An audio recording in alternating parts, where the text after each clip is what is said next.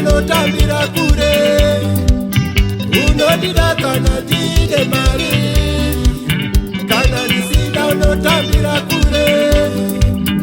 Unondida kana ndakazvisimbira, kana ndorwara unotambira kure. Unondida kana ndakazvisimbira, kana ndorwara unotambira kure. Unondida kana ndichizvishandira, ndazova rovha unotambira kure. Unondida kana ndichizvishandira, ndazova rovha unotambira kure.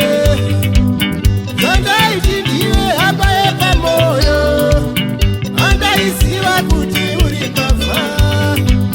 Zvandaiti ndiye mudi wepamoyo, handaiziva kuti uri tsotsi. Unondida kana ndine mari, kana ndisina unotambira kure.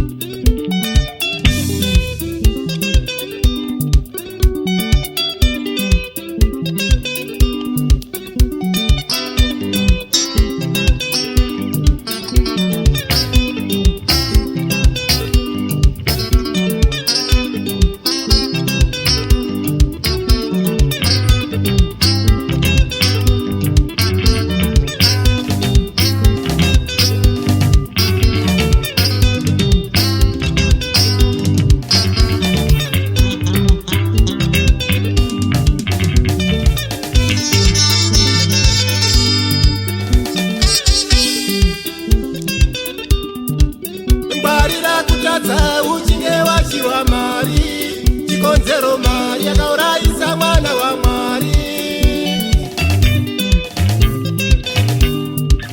Ngwarira kutadza uchinge wachiwa mari, chikonzero mari yakauraisa mwana wa Mwari. Ngwarira kutadza uchinge wachiwa mari, chikonzero mari yakauraisa mwana wa Mwari. Ngwarira kutadza uchinge wachiwa mari, chikonzero mari yakauraisa mwana wa Mwari.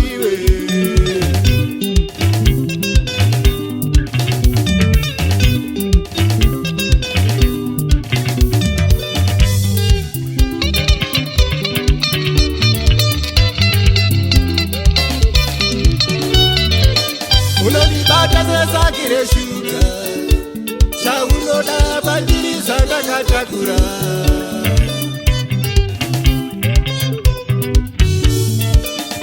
unondibata sezaki reshuga chaunoda pandiri zvandakatakura kana shuga yapera aiwa ndazowa marara unonditora uchindikandira mugomba remarara kana shuga yapera aiwa ndazowa marara unonditora uchindikandira mugomba remarara kana mari yapera maiwe ndazowa marara unonditora uchindikandira mugomba remarara